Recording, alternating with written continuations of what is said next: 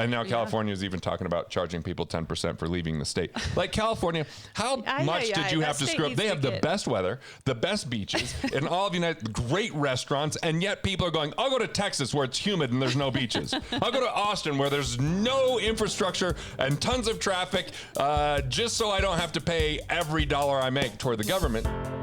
Money can be complicated. Let a nerd help you. We're here to demystify the complex nature of money by getting you answers from financial nerds and whiz kids. Welcome to Ask the Money Nerds, a weekly segment of the Wealth Labs podcast where we answer your most pressing money questions.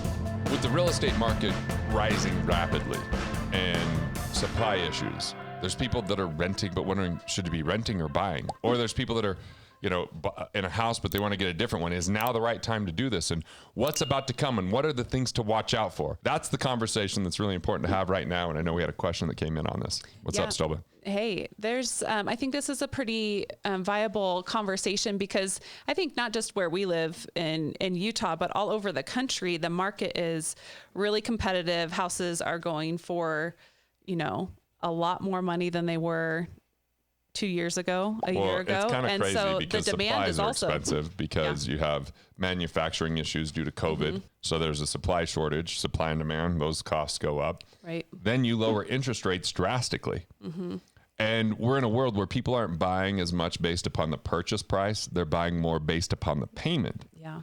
And because interest rates are lower, they're able to get a lower payment. But what they're not considering is it might be a bigger home. It might be higher utility costs. It might be more furniture you need to put into it. It might be more landscaping. I mean, I just found that when I went from renting to buying my first home, I didn't consider they didn't put garage door openers in the brand new home that I just bought, or a mailbox that I had to set up, or my wife wanted a water softener that we had to put in, and a tankless water, heater instead of. So there's all these other factors that kind of come along, and then we had to fill in the furniture, which took a lot of money. So we have to take those things into consideration. We also have to say, how long will interest rates be this low?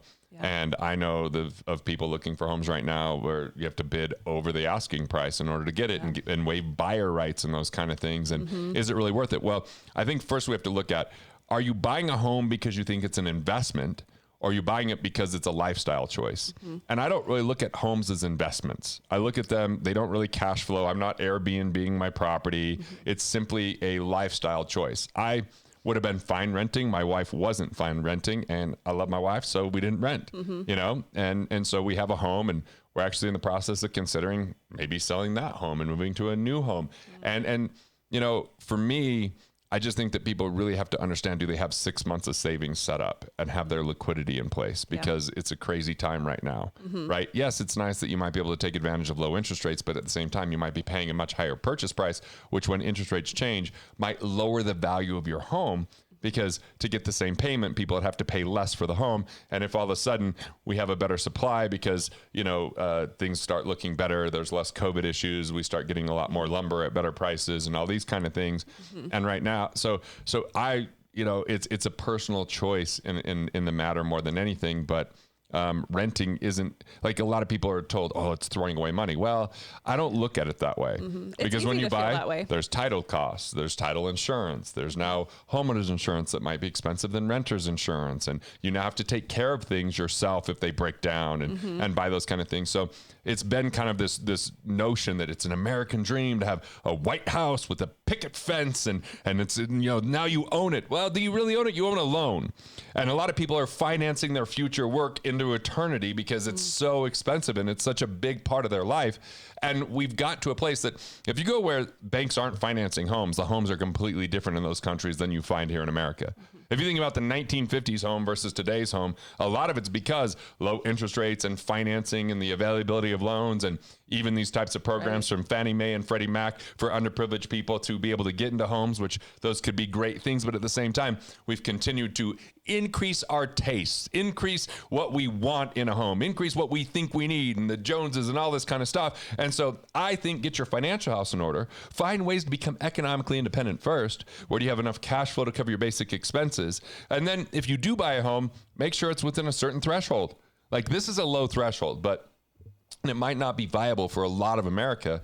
But I'm saying 2.5 times your annual income is kind of like the max. You go beyond that, I think you get into a lot more dangerous dangerous territory because you haven't thought about property taxes maybe. Right. I mean, think about this, like, let's think California for a minute, and they're proposing a wealth tax. So imagine you have grandma and grandpa living in California, and they bought a house in the 1970s, and they bought that for less than $100,000. It might be worth $3.5 million today. Yeah. And now they have property taxes at $3.5 million, which if they're on Social Security or fixed income is taking up a lot of what they're earning. Now what they also have is if they get a wealth tax, now there's going to be a percentage based upon that worth, which seems they're a multimillionaire, but they don't live like it. They don't, you don't think of them as multimillionaires, right?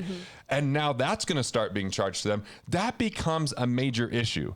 And now California is even talking about charging people 10% for leaving the state. Like California, how much did you have to screw up? They have the best weather, the best beaches, and all of the United, great restaurants, and yet people are going, I'll go to Texas where it's humid and there's no beaches. I'll go to Austin where there's no infrastructure and tons of traffic, just so I don't have to pay every dollar I make toward the government. So we have to think of some of those considerations. So I think it's a personal choice, but I'm giving people some of those things to think about. We were looking at land last night, and my wife's like, I love this piece of land. I'm like, but then we have to build. And I look at this neighborhood, and I look at the taste that these people have, and I look at the expenses that are going to come with this, and the builder that would work on this. And you know, I just started going through all the different factors, and I said, interest rates might be different when we build than what they are today. There might be different requirements. If there's a lot of defaults, like 2008, people had to put more money down. It was harder to get loans. Like, so we started to take those things into consideration. Like, well, and it'd also be nice just to have one that's already built, Stella. You know what I'm saying? Oh, yeah.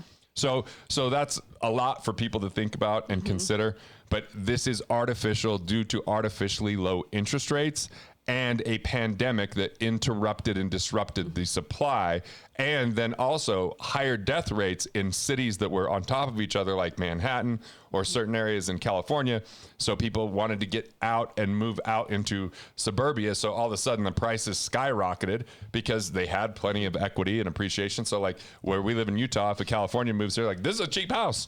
No big deal, right? Compared to, but now that the cost is going up substantially because they're willing to pay for it because it's supply and demand. And that impacts local people too. Do you have any thoughts on that? So, you know, if for just to use your example, Californians moving to Utah, property here does feel more affordable because of what they're used to paying. But then I've had conversations with local people where they're like, now I'm not able to afford a home because the cost has skyrocketed due to the supply and demand issue. So how do we create, or not create, but just how are middle class people supposed to afford homes? You know, because Kathy is wondering, like, if she's thinking about moving to Florida, she feels like houses are over in price, and she's wondering if she should rent. And you've given her good advice on that. But people who want to buy, who were in a position to buy, that is maybe not looking as hopeful for them anymore.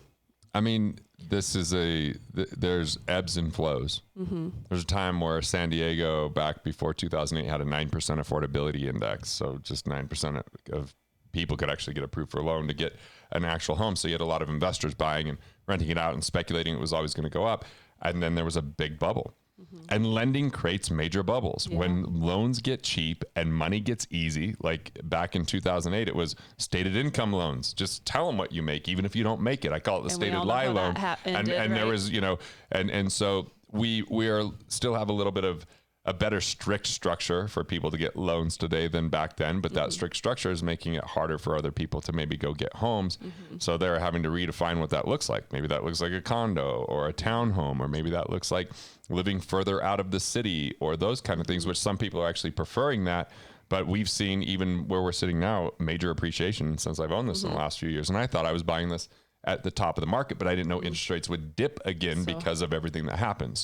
So you have to really look at your cash flow, and I think like an investor first. And if you're okay renting for a while, that's okay. To get stable, get on your feet, have enough liquidity, have the things that don't create major stress and fear, because having a major mortgage that you can't afford, if there's anything that doesn't go right, isn't a great way to live. It's not a dream. Yeah.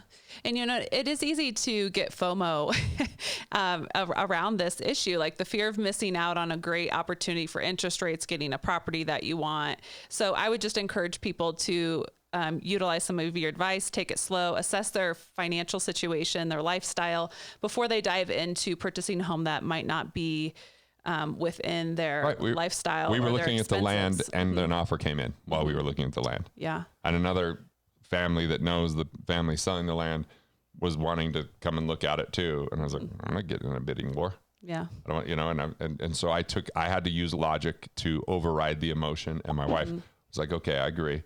And then we came up with a better solution. So, the patience will pay in this. I mean, you might miss out on more appreciation, but eventually we have to look at what the income is versus what the loans are. And that's going to change supply and demand down the road. Yeah. Okay. All right. So now you have a few things to think about when it comes to renting versus buying and the chaos and madness that we're in with the interest rate environment today. So it's time to turn your thoughts into profits, think clearly, take back control of your personal finances, and go out there and live the life you love. Want to master your money? Want to figure out the things that you could do to improve your finances? Click here and check out more videos like this on Money Matters.